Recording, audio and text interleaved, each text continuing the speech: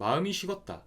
이 말의 진짜 의미는 뭘까요? 사실 이 한마디 뒤에는 여러 가지 감정과 이유가 숨겨져 있어요. 오늘 영상에서는 상대가 이런 말을 했을 때 그 속에 담긴 진짜 의미와 상황별 제외 전략을 알려드릴게요. 끝까지 보시면 지금 해야 할 것과 하지 말아야 할 것이 확실해질 거예요. 영상 시청 전 구독과 좋아요는 영상 제작에 큰 힘이 됩니다. 안녕하세요. 심리상담사 차승일입니다. 상대가 마음이 식었다고 말할 때 사실 그 안에는 여러 가지 이유가 있을 수 있어요. 하지만 결국 공통적인 의미는 연애를 지속할 의지가 줄었다는 거죠. 그렇다면 왜 그런 감정이 생겼을까요? 크게 세 가지 이유로 나눠볼 수 있어요. 첫 번째는 말 그대로 감정이 변한 경우예요. 연애 초반에는 설레고 좋았지만 시간이 지나면서 그 감정이 점점 희미해지는 거죠. 두 번째는 현재 관계에서 오는 피로감이에요. 싸움이 잦거나 서로 기대하는 것이 다르다 보니 점점 지치는 경우죠. 마지막으로는 외부적인 요인, 즉 환경의 변화 때문일 수 있어요. 직장 문제, 학업, 가족 문제처럼 연애 외적인 이유로 인해 관계를 유지하기 어렵다고 생각하는 경우죠. 이유는 다 다르지만 공통으로 연애를 계속하고 싶은 동기가 약해진 상태라는 게 중요해요. 결국 우리가 해야 할 일은 이 동기를 다시 높여주는 거겠죠. 그리고 그 방법은 앞에 말한 상황에 따라 조금씩 다르기 때문에 지금부터는 상황과 원인에 따라 우리가 어떻게 상대에게 다시 접근해야 하는지에 대해 얘기해 볼게요. 먼저 감정이 변한 경우에는 단순히 내가 상대에게 매력이 떨어져서라기보다는 상대가 나에게 익숙해져서 특별함을 느끼지 못하게 된 경우가 많아요. 익숙함은 편안함과 안정감을 주지만 누군가는 연애에서 이런 감정을 무미건조하다고 느껴 계속해서 새로운 자극을 찾기도 하죠. 이럴 땐 변화를 통해 상대에게 새로운 자극을 준다면 효과가 있어요. 여기서 말하는 변화는 외적인 변화뿐만 아니라 여러 가지 요소가 될 수 있는데, 예를 들어 학교나 직장에서 상대와 여전히 만날 수 있는 경우라면 전과는 다른 분위기를 보여주는 거죠. 늘 조용한 편이었다면 적극적으로 대화를 주도해 본다든가, 항상 비슷한 스타일이었다면 새로운 변화를 주는 것도 방법이 될 수 있어요.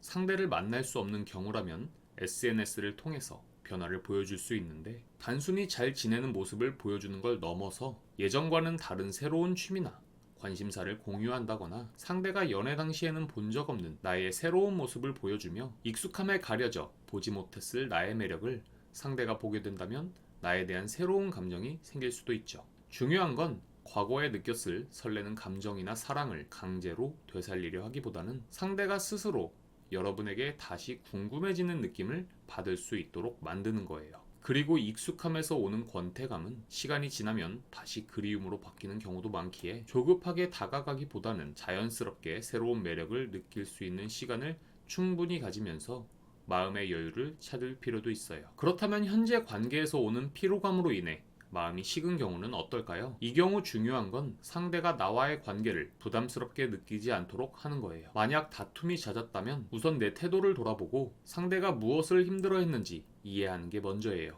그리고 이 경우 상대가 연락조차 부담스러워할 가능성이 크기 때문에 당장 무언가를 해결하려 하기보다는 상대와의 거리두기를 통해 각자의 시간을 가질 필요가 있어요. 그리고 나서 이후 다시 연락을 시도할 때는 우리 다시 만나자 같은 무거운 이야기가 아니라 부담 없이 가볍게 대화할 수 있는 계기를 만드는 게 중요해요.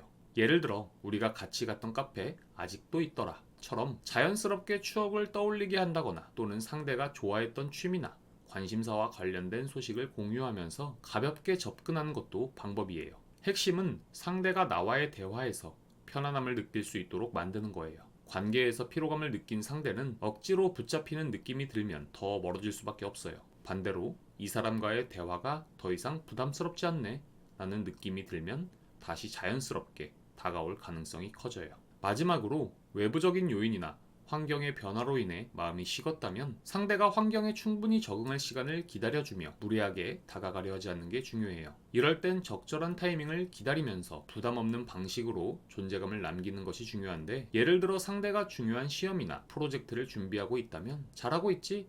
너무 무리하지 말고 잘 챙겨 먹어 처럼 짧고 가볍게 응원해 주는 거죠. 또는 위에서와 마찬가지로 상대가 좋아하는 취미나 관심사에 맞춰 예전에 너가 좋아했던 시리즈 이번에 새로 나왔더라 처럼 가벼운 대화를 시도하는 것도 좋아요. 핵심은 연락이 상대에게 부담이 아니라 잠시 쉬어갈 수 있는 편안한 순간이 되도록 만드는 거죠. 그러면 상대도 시간이 지나면서 자연스럽게 다시 마음을 열 가능성이 커져요.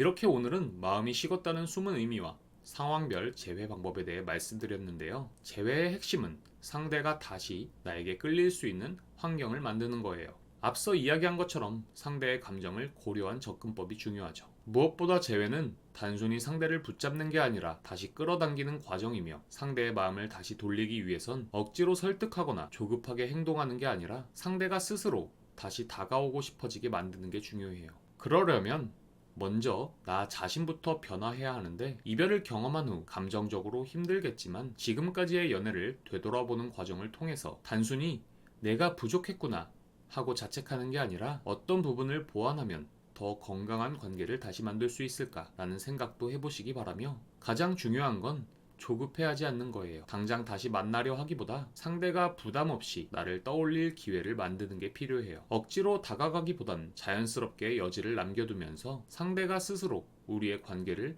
다시 생각해 볼 수 있도록 하는 게 중요한 거죠. 이런 과정들이 쌓이다 보면 상대도 어느 순간 나에 대한 감정을 다시 돌아보게 될 수 있어요. 그러니 너무 조급해하지 말라는 당부 드리면서 오늘 영상 마칠게요. 감사합니다.